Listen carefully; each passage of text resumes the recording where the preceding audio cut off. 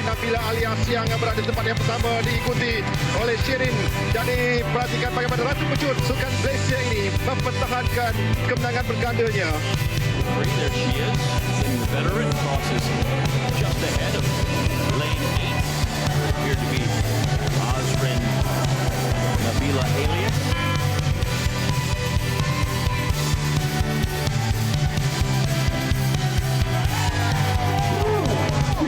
Halfway stage as Mohamed Khairul pops it into the 10. Ya, itu dia dua atlet negara kita yang namanya disebut-sebut semasa Olimpik Tokyo 2020 apabila Azrin Nabila alias pelari pecut wanita negara lepas saringan pertama tu. Dapat nombor 2 kan dan memperbarui rekod peribadi ni, dan selain itu juga kita ada Khairul Anwar juga telah mencetuskan sensasi apabila kita tengok kemenangan demi kemenangan demi kemenangan. Jadi pada Olimpik kali ini dua nama ini disebut-sebut, dan siapakah di sebalik kejayaan mereka? Ya, sudah tentunya kita ada Azrin Nabila dan juga Khairul Anwar di talian. Assalamualaikum. Dan juga kita ada Coach Bala. Morning, Coach. Morning. Ya, Coach Bala sebenarnya tak dapat nak ikut Azrin pergi ke Tokyo, betul tak, Coach? Yes. Jadi, orang kata Coach ni, jurulatih ni sangat penting apabila seseorang atlet nak mula bertanding. So kita nak tanya coach dulu, apabila dapat tahu yang macam tak dapat nak bersama-sama dengan Azrin pergi ke Tokyo, apa perasaan coach? Apa yang coach cakap dekat Azrin Nabila? Perasaan tu sebab Azrin Nabila first time dia akan pergi ke kejohanan berprestisi very high level. Ya. So sebelum ni dia tak pernah bertanding di prestisi high level dengan acara individu. So untuk preparation dia nak pergi ke sana, kami main dengan bantuan ISN. Bagi banyak motivation dengan psychology system. So dia sebelum pergi itu kami make sure pergi sana dia prepare. So every communication saya dengan Azrin tu by through WhatsApp. Saya tak call, saya akan WhatsApp dengan dia sebabkan saya tak, kalau selalu kita bercakap mungkin kadang-kadang dilupa. So kalau through dengan WhatsApp, dia boleh baca okey apa yang coach cakap, dia akan remind apa yang masa competition you kena buat, apa yang you patut kena buat, apa yang recovery apa yang you kena buat. Selalunya biasanya kalau saya ada, saya akan monitor. So sekarang ni masa dia pergi ke Tokyo dan saya berada di sini, kami selalunya berkomunikasi melalui WhatsApp. Yep. Wah, ini adalah satu cara baru bila kita tengok untuk pecut dapat jurulatih untuk update kita melalui WhatsApp. Dan kita nak ucapkan tahniah kepada Azrin Nabila yang telah pun berjaya mencapai saringan yang pertama. Betul. Tahniah Azrin Nabila. Azrin, 11.77 rekod peribadi anda. Jadi adakah itu memang antara perancangannya? First kali bila start je aku nak pecahkan rekod peribadi sendiri. Bagaimana, Azrin? First, saya just buat yang terbaik. Sampai kat sana, saya tengok orang yang of course rasa macam takut sebab kita tengok atlet yang world class. Betul. Lagi-lagi coach tak ada dekat situ, so of course rasa macam takut. Tapi saya pergi sana dengan bawa nama Malaysia. So kat sana saya harap saya nak buat yang terbaik. Saya tak fikir dah orang kat kiri kanan, saya tak fikir. Saya just nak buat yang terbaik je. So alhamdulillah saya dapat buat yang terbaik dan memecah rekod pribadi sendiri. Puas hati. Dan antara yang pergi jauh juga untuk Tokyo 2020 ni adalah Khairul Anwar. Wah, kita mula-mula kita macam kita tak tahu pun macam mana sukan memanah ni. Betul. Kan, nak dapat point macam mana. Tapi bila tengok Khairul Anwar main sukan memanah tu, terus kita excited. Lagi-lagi bila hampir masuk ke suku akhir tu. Khairul Anwar. Ya, terima kasih. Tahniah kita ucapkan. Okay, terima kasih. Cuma kita nak tanya, kita nak tahu chemistry antara coach dan juga pemain. Yes. Untuk kita nak wujudkan persefahaman sewaktu latihan, sewaktu pertandingan tu, macam mana nak dapatkan chemistry tu? Adakah memang perlukan masa bertahun ataupun bila kita jumpa sekejap pun dah dapat okey dah tu? Okey, ini personally daripada saya. semasa saya masuk di Bukit Jalil tahun 2011. So antara saya dengan coach tu cakap tak perlu ambil masa yang panjang untuk memahami antara coach dengan atlet di mana saya masuk di Bukit Jalil tu. Cakap secara natural lah, sekejap je kira saya dapat tahu coach punya style, macam mana cara dia mengajar, sebab setiap atlet pun dan coach cara mengajar dia orang adalah lain-lain, cara penerimaan tu pun lain-lain. So macam benda tu secara natural ambil masa yang singkat lah untuk saya faham cara dan teknik coach mengajar, dan benda tu pun saya dapat terima sepanjang belajar dengan coach ni. Bila kita tengok momentum kemenangan demi kemenangan, dan apabila anda bertemu dengan atlet daripada Korea, ialah kita semua sedia maklum bahawa dia merupakan juara, bekas juara dunia dan sebagainya. Jadi bagaimana? Adakah itu sedikit sebanyak mengganggu fokus awak, Khairul?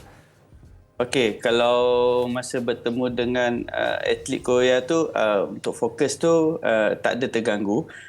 Di mana saya boleh cakap semasa Olimpik tu bertemu dengan dia lah, saya rasa lebih comfortable dengan saya punya shooting, di mana orang cakap kalau match sebelum tu ada sedikit macam gugut, nervous semasa shoot, tapi semasa jumpa dengan atlet Korea ni saya lebih orang cakap macam lebih relax lah.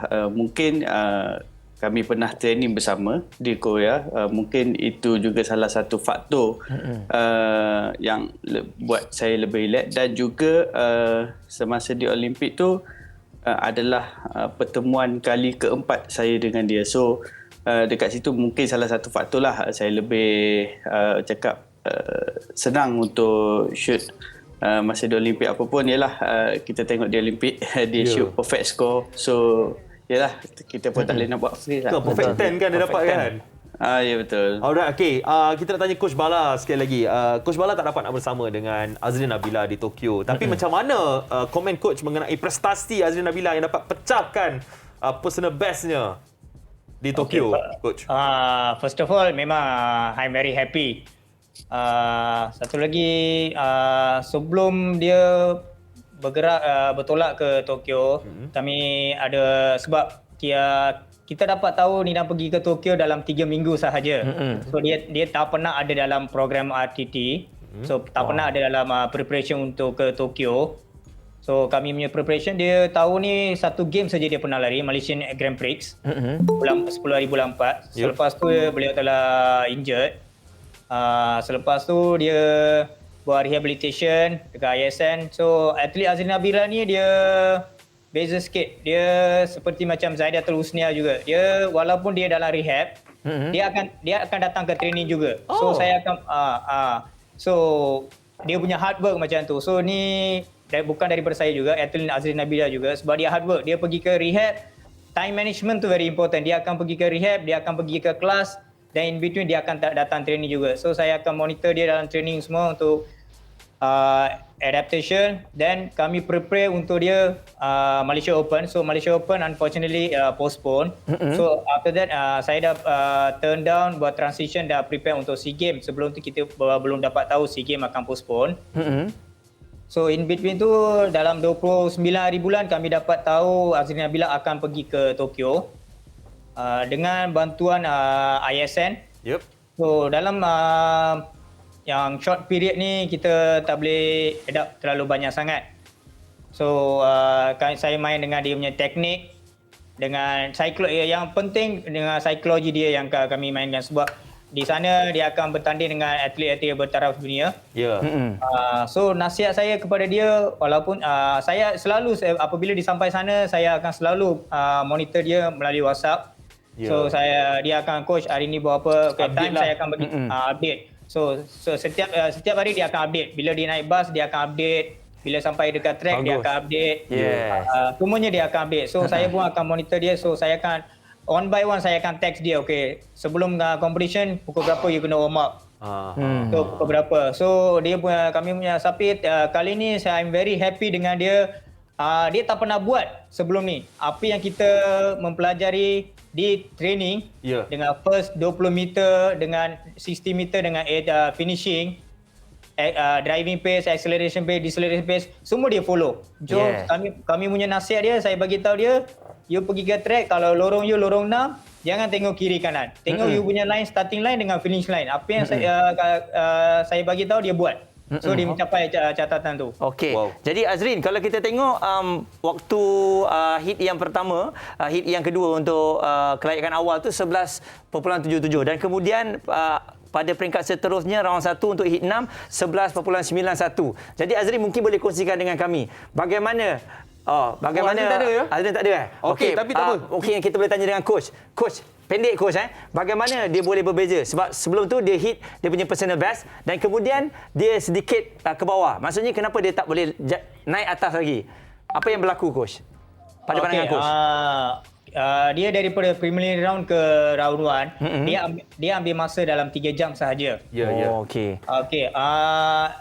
Atlet Azrin Nabila dia tak pernah melalui situasi macam ni. So selepas dia lari preliminary round, dia dah tag saya, coach saya dah dekat track ni, okey apa yang saya patut buat, dia masuk pun tak ada. So untuk recovery session dia tak ada. Okey. Dia pun, tapi I'm very happy dia boleh lari dalam 3 jam recovery tu dia boleh lari 2 race boleh dalam 12 second tu, I'm very happy. Steady, betul. Alright. Bersama dengan kita sekarang kita ada Ketua Jurulatih Skuad Memanah Negara iaitu Mr. Lee Jae-hyung. Morning. Selamat pagi. Selamat pagi Mr. Lee. Okey Mr. Lee. Khairul telah pun mencapai satu keputusan yang sangat baik semasa Olimpik Tokyo 2020. Komen coach sendiri, berpuas hati tak dengan pencapaian Khairul Anwar? Memang kita kali ini Khairul memang cobakan betul, tapi kita memang targetkan cobakan pingat, tapi Khairul memang coba terbaikkan untuk dalam Olimpik. Memang kita lama dah sudah target nak cobakan pingat-pingat. Khairul pun kali ini Olimpik ketiga. Nak cobakan kali ini cobakan betul-betul dapat pingat. Cuma itu saya punya perhati untuk dia lah. Dia punya perform memang dia boleh dalam ranking top boleh dapat pingat-pingat level.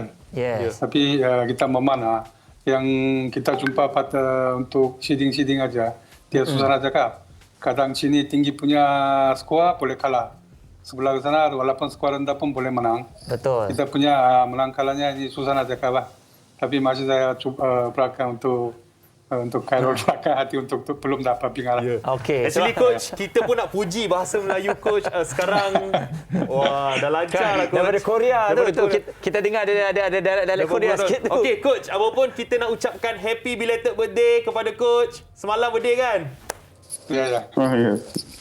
Ya, okey. Kita kalau boleh nak hantar kek dekat coach tapi tengah kuarantin. Tak, biar kita suruh Khairul yang hantar. Oh, Khairul hantar. Sebab dia kena jaga hati coach tu. Jadi Khairul, bagaimana untuk perancangan seterusnya? Kita sedia maklum, selagi awak tak menang pingat untuk Olimpik ni, pastinya anda tak akan putus asa. Betul Khairul?